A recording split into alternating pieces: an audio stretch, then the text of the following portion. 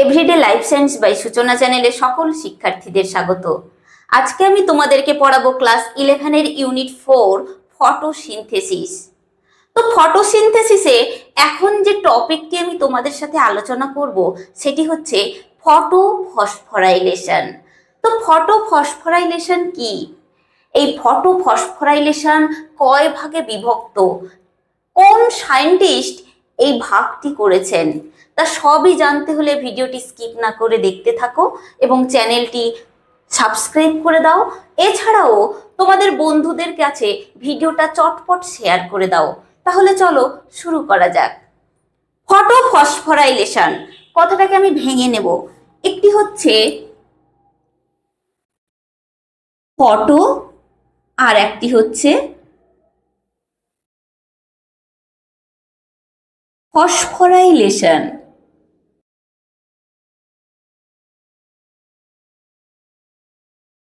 এই যে ফটো, এই ফটো কথার অর্থ কি বলতো? ফটো কথার অর্থ হচ্ছে আলো বা লাইট। ফসফোরাইলেশন কথার অর্থ কি?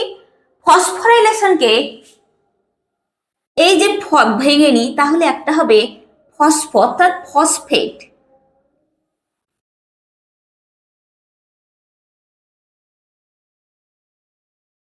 তার মানে আলোর উপস্থিতিতে, কোথায়? উদ্ভিদের ক্লোরোফিল যুক্ত অংশ অর্থাৎ ক্লোরোপ্লাস্টে কি হয়? এই ফসফেট যৌগটা কার উপস্থিতিতে? অ্যাডিনোসিন ডাইফসফেটের উপস্থিতিতে কিসে পরিণত হয়? উচ্চ শক্তি সম্পন্ন এটিপি অণুতে পরিণত হয়।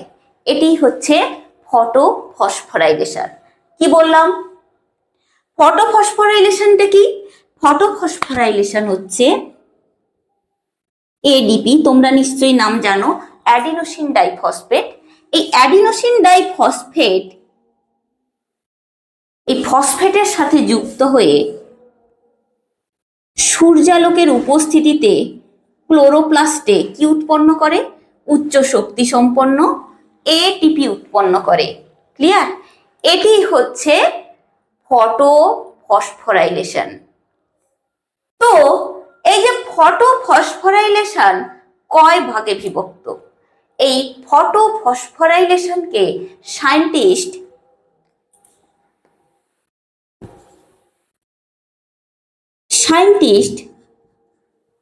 হিল এবং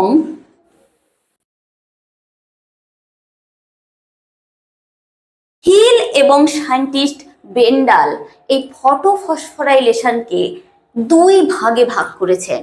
কয় ভাগে? এই ফটোফসফোরাইলেশনকে দুই ভাগে ভাগ করেছেন। একটি হচ্ছে নন সাইক্লিক ফটোফসফোরাইলেশন,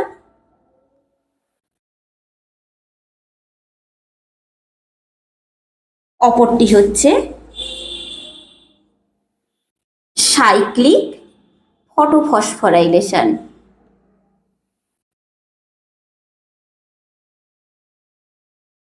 ক্লিয়ার? তাহলে ফটোফসফোরাইলেশন দুটি ভাগে বিভক্ত। একটি হচ্ছে নন সাইক্লিক ফটোফসফোরাইলেশন, অপরটি হচ্ছে সাইক্লিক ফটোফসফোরাইলেশন। এই নন সাইক্লিক ফটোফসফোরাইলেশনকে সায়েন্টিস্ট হিল এবং বেন্ডাল, বেন্ডাল বানান কিন্তু ভালো করে মনে রাখবে, না হলে বাংলায় লিখবে যে বেন্ডাল,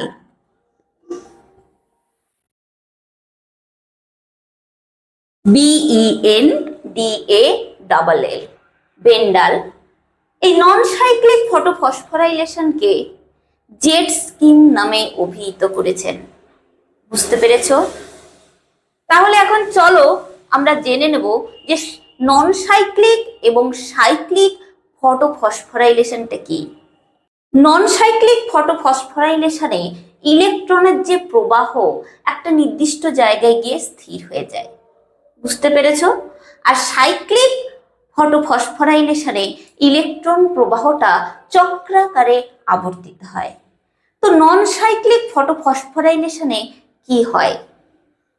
নন সাইক্লিক ফটোফসফোরাইলেশনে দেখো এখানে থাকে কি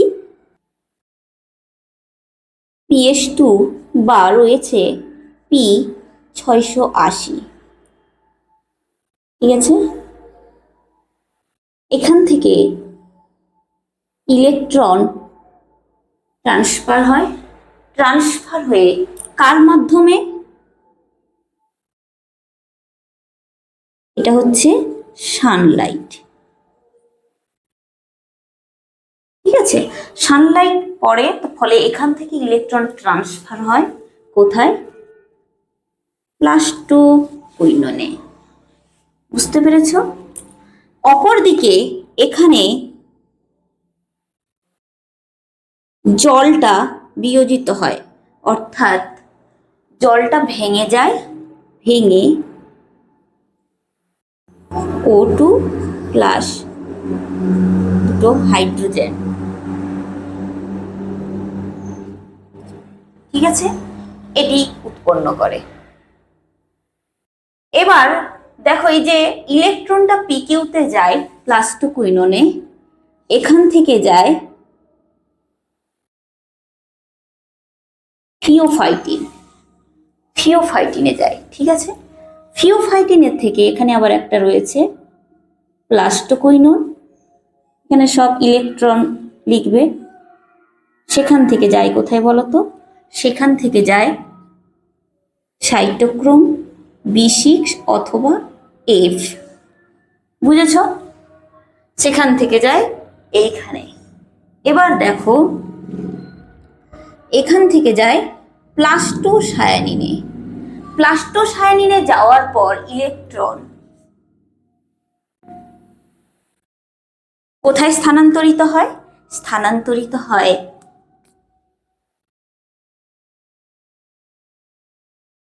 PS1 বা P700।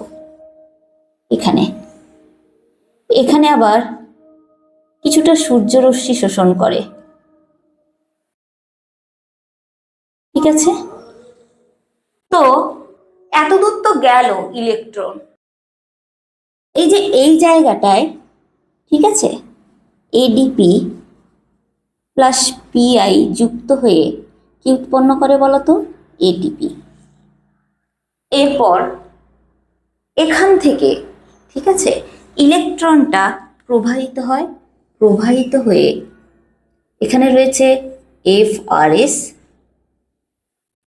এই FRS থেকে যায় FES, সেখান থেকে যায় FD, সেখান থেকে যায় ইলেকট্রন NADP।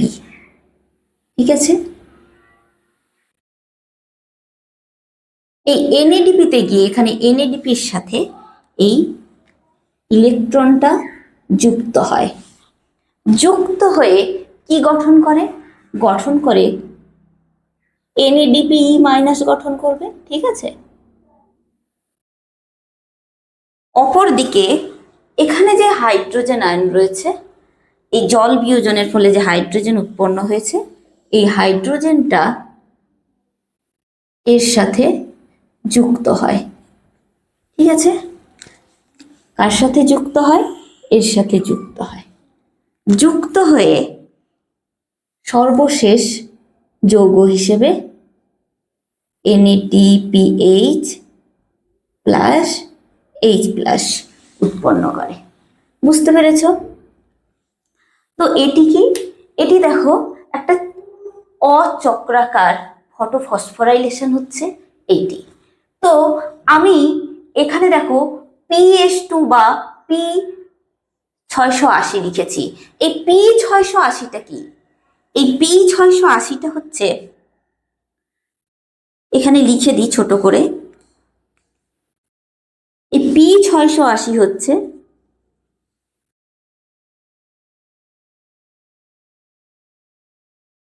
নিম্ন তরঙ্গ দৈর্ঘ্য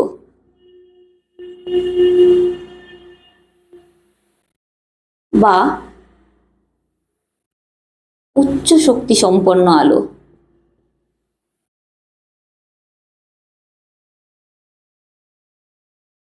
এটা কি আলো? এই আলোটা সাধারণত নীল বর্ণের হয়। কোন বর্ণের হয়? নীল বর্ণের হয়। ক্লিয়ার? তো এইখানে এই যে সিস্টেমটা রয়েছে, এই সিস্টেমে যখন এইখানে ক্লোরোফিল অণু কি করে, এই নিম্ন তরঙ্গ দৈর্ঘ্য বা উচ্চ শক্তি সম্পন্ন আলো যখন শোষণ করে, তখন ক্লোরোফিল অণুর একটি পরমাণু একটি ইলেকট্রন বাইরের কক্ষে পাঠিয়ে দেয়, একেবারে বাইরের কক্ষে। এই বাইরের কক্ষে পাঠিয়ে দেওয়ার পর এই ইলেকট্রন এই প্লাস্টোকুইনোনারো হয়ে আসে PS1 বা P700-তে, যেখানে থাকে কি থাকে, এই P700 অর্থ কি, উচ্চ তরঙ্গ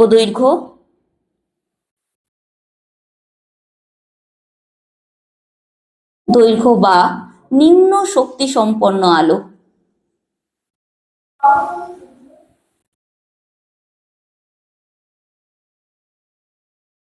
বা নিম্ন শক্তি সম্পন্ন যে আলো, তা এই PS1 আবার গ্রহণ করে সেখান থেকে আবার ইলেকট্রন এই বিভিন্ন বাহকের মাধ্যমে বাহিত হয়ে, অর্থাৎ বিভিন্ন মাধ্যমে বাহিত হয়ে লাস্টে উৎপন্ন করে NADPH+H+। ঠিক আছে, এই যে পুরো সিস্টেম, এই নন সাইক্লিক বা অচক্রাকার যে ফসফোরাইলেশনের পুরো সিস্টেম, একেই বলা হয় কি বলতো, একে বলা হয় জেড স্কিম।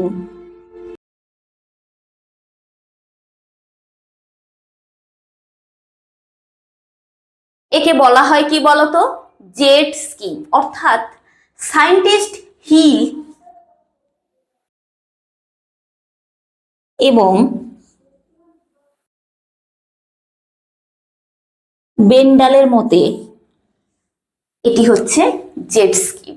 ঠিক আছে, এটি হচ্ছে নন সাইক্লিক ফটোফসফোরাইলেশন। এক্ষেত্রে যেন তোমাদের ভুল না হয় যে নন সাইক্লিক ফটোফসফোরাইলেশন, সাইক্লিক ফটোফসফোরাইলেশন কি। ঠিক আছে, তো এই যে এফআরএস রয়েছে, এই এফআরএস থেকে পুনরায় ইলেকট্রন কোন দিকে যায়, এটা একটু আলাদা কালার দিয়ে দেখাচ্ছি।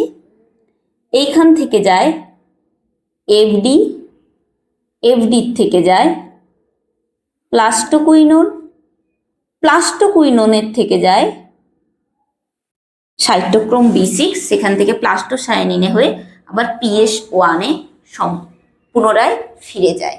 ঠিক আছে, তাহলে এই যে এফডি এবং PQ এর মাঝে কি উৎপন্ন হয়, দাঁড়াও এটা একটু,